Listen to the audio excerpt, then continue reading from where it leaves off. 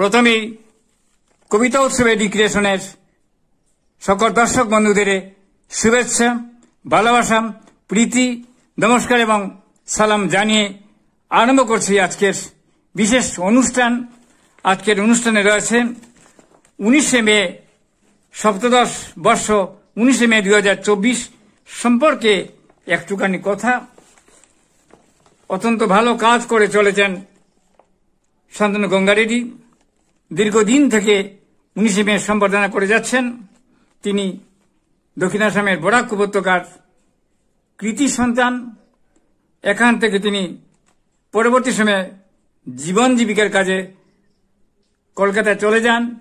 সেখানে গিয়ে এই দক্ষিণ আসাম বরাক উপত্যকার মাতৃভাষা আন্দোলন সম্পর্কে অবহিত করতে 19শে মে সংখ্যা বের করে যাচ্ছেন।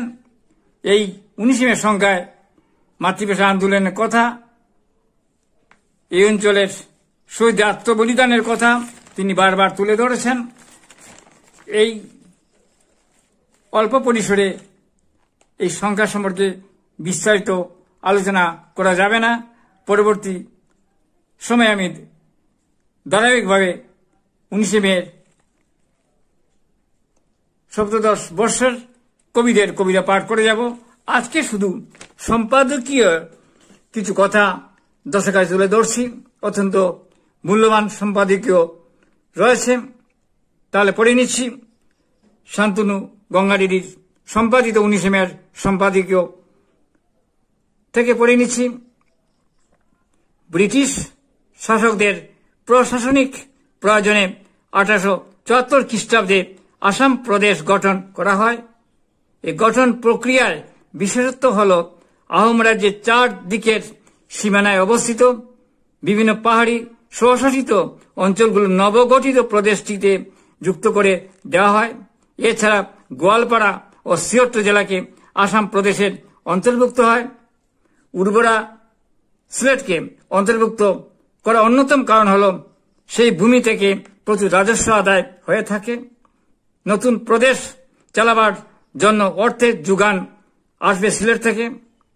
যাদের জুড়ে দেওয়া হলো তাদের মতামত নেবার প্রয়োজন রয়েছে বলে কেউ ভেবে দেখেনি।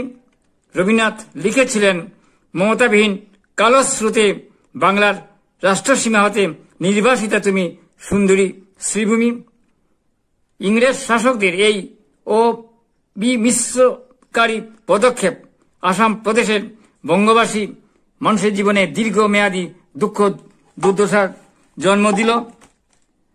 স্বাধীনতা লাভের প্রাক মুহূর্তে সিলেটকে পাকিস্তানের দিকে ঠেলে দেওয়ার দ্বিমুখী সাহসী অভিযান চালু হয়। একদিকে মুসলিম লীগ, অন্যদিকে আসাম প্রদেশ কংগ্রেস নেতৃত্ব উভয়ই সিলেটকে পাকিস্তান টেনে নিয়ে পাঠিয়ে দিল নির্দিষ্ট লক্ষ্য পূরণে এগিয়ে গেলেন। বাংলাভাষী সিলেটকে এপারে পাঠানোর ফলে আসাম রাজ্যে বাঙালির সংখ্যা কমানোর প্রয়াস সফল হয়। অতঃপর ব্রহ্মপুত্র উপত্যকার অভিবাসী মুসলমান কৃষকদের জোর জবরদস্তি অসমীয়াকরণের কাজ সম্পন্ন করা হয়। গোয়ালপাড়ার অসমীয়াকরণের মাধ্যমে আসাম রাজ্যে অসমীয়া ভাষাভাষীর সংখ্যা রাতারাতি বাড়িয়ে দেওয়া হয়। তারপর কাছাড় জেলার দিকে নজর পড়ল। যেন তেন প্রকারে অসমীয়া ভাষা চাপিয়ে দিতে গিয়ে প্রশাসনের হাত পুড়ল। 11 শহীদদের জীবনের বিনিময়ে বরাক উপত্যকার বাংলা ভাষাকে সরকারি ভাষার স্বীকৃতি আদায় করা হয়েছিল। শাসকের কূটকৌশল কিন্তু থেমে থাকেনি। নানা অশিলায় চূড়াগুপ্তা আক্রমণের শিকার বরাকের জনগণ বাঙালি জাতিসত্তা ও কৃষ্টি সংস্কৃতি চর্চার অধিকারের ওপর বারবার আঘাত হানা হচ্ছে।